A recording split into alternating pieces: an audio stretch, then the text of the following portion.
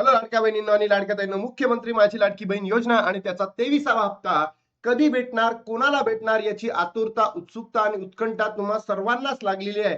पण लाडक्या बहिणींनो, आपल्या या आशेवर पाणी फिरलेलं आहे महाराष्ट्र सरकारच्या मंत्रिमंडळाच्या बैठकीने.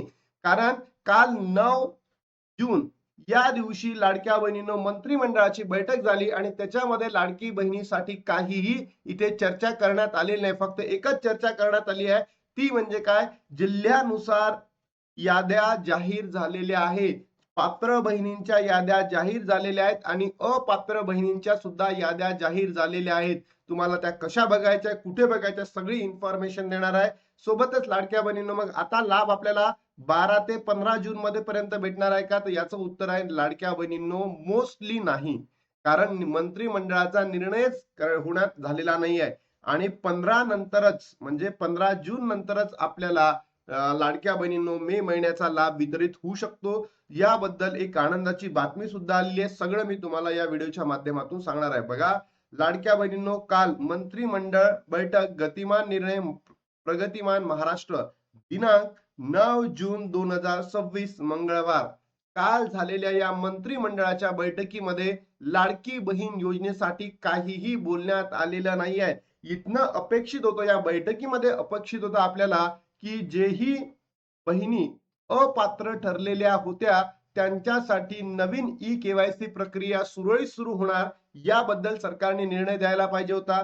त्याचबरोबर यांनी लाडकी बहिणीचा जो 23वा हप्ता आहे म्हणजे मे महिन्याचा हप्ता कधी देणार आहे याबद्दलही काहीतरी तिथे अपडेट करणं गरजेचं होतं. असं सरकारने केलेलं नाही आहे. मग हे सरकार फक्त आणि फक्त बोगस आहे का? बरोबर. जेव्हा लाडक्या बहिणींच्या मनामध्ये असंतोष निर्माण होतं तेव्हाच त्यांच्या अकाउंटला पैसे पाठवायचे का? आता लाडक्या बहिणींनो, तुम्ही जर बघितलं असेल की आता लहान मुलांच्या म्हणजे लाडके बहिणी आहेत त्यांच्या मुलांच्या स्कूल, शाळा सगळ्या गोष्टी चालू होणार आहे आणि अशामध्ये सरकारने काहीही पैसे पाठवलेले नाही आहेत. म्हणजे मग त्या मुलांचं आरोग्य आहे, त्या मुलांचं शालेय पुस्तक आहे ते कसे घ्यायचे, काय घ्यायचे, हा प्रश्न लाडक्या बहिणींच्या मनामध्ये उपस्थित झालेला आहे.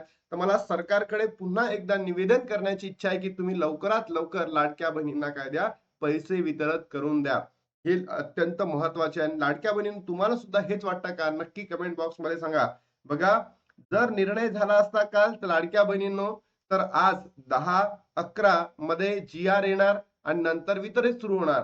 पण निर्णयच झालेला नाही. आता त्यामुळे असं होऊ शकतं की जो 3rd वीक ऑफ जून आहे यामध्ये पैसे वितरित होऊ शकतात, असं माझं मत आहे. तुम्हाला काय वाटतं नक्की कमेंट बॉक्स मध्ये सांगा. संभाजीनगर जिल्ह्यात 74,000 महिलांचा लाभ बंद, इतक्या लाडक्या बहिणी ठरल्या पात्र, पहा आकडेवारी. म्हणजे एक चांगली गोष्ट करण्यात आलेली आहे की आता जिल्ह्यानुसार याद्या जाहीर झालेल्या आहे. याद्या जाहीर झालेल्या आहे. म्हणजे संभाजीनगरमध्ये किती आहे, यवतमाळमध्ये किती आहे, पुण्यामध्ये किती आहे, सगळी इन्फॉर्मेशन तुम्हाला या ठिकाणी भेटणार आहे. लाडकी बहीण योजनेत छत्रपती संभाजीनगर जिल्ह्यातील तब्बल 74,000 महिला अपात्र ठरलेल्या आहेत. ही केवायसी आणि विविध शासकीय विभागाच्या नोंदणीची सखोल पडताळणी केल्यानंतर ही संख्या समोर आली आहे. परिणामी जिल्ह्यातील लाभार्थी महिलांची संख्या 6 लाखावरून सुमारे 5,25,000वर आलेली आहे. बघा, म्हणजे संभाजीनगर मधूनच, एकट्या संभाजीनगर मधूनच ऑलमोस्ट 74,000 महिला अपात्र ठरलेल्या आहेत. राज्यभरातही मोठ्या प्रमाणावर छाननी करण्यात आली असून सुमारे 81 लाख महिला अपात्र ठरलेल्या आहे. म्हणजे एका जिल्ह्यामध्ये विचार करा लाडक्या बहिणींनो, 74,000 आहे.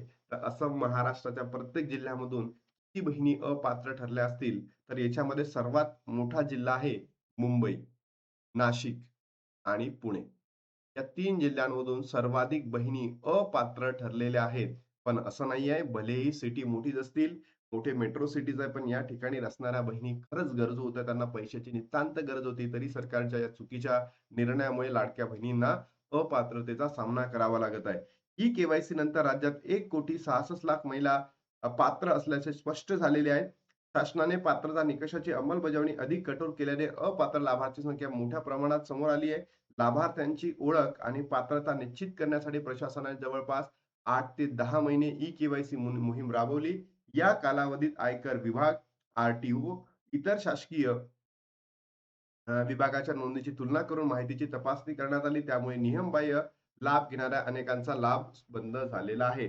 आता यांनी इथे कारण पण दिले आहे लाडक्या बहिणीनं बघा. योग्य ते कारण इथे सांगितलेले आहे, की कुटुंबाचे उत्पन्न निर्धारित मर्यादेपेक्षा जास्त आहे. म्हणजे काय 2.5 लाखापेक्षा जास्त आहे असं त्यांचं म्हणणं आहे. दुसरं आहे कुटुंबातील सदस्य शासकीय सेवेमध्ये आहे. तो गव्हर्नमेंट सर्व्हंट आहे. आयकरदाते आहे म्हणजे आय-टी-आर रिटर्न करणारे आहे. 4 चाकी वाहनांची नोंद आहे. इतर शासकीय योजनेतील महिलांची विसंगती, ही के-वाय-सी दरम्यान आढळलेल्या त्रुटी 8 ते 10 महिने सुरू होत आहे पडताळणी. म्हणजे 8 ते अल्मोस्ट 10 महिने झाले आहेत, की या ई-के-वाय-सीची प्रक्रिया सुरू आहे. पुरुष लाभार्थ्यांचाही शोध घेतला जाणार आहे. पडताळणी पूर्ण होण्यापूर्वी अनेक महिलांना योजनेचा लाभ मिळाला होता. काही अपात्र लाभार्थ्यांनी 15 ते 20 महिने अनुदान घेतल्याचे समोर आले आहे. त्यामुळे अशा लाभार्थ्यांना मिळालेल्या अनुदानाची वसुली करण्याबाबत शासनावर हालचाली सुरू करण्याची माहिती दिली आहे. नियमबाह्य पद्धतीने लाभ घेतलेल्या पुरुषांना लाभार्थ्याचाही शोध घेतला जाऊन त्यांच्याकडून रकमेची वसुली करण्याची शक्यता व्यक्त केली जात आहे. तर बघा मला एवढंच म्हणायचं आहे सरकारला तुम्हाला जे करायचं आहे ते करा. पण ज्या खरंच पात्र बहिणी आहेत त्यांना अपात्र करू नका.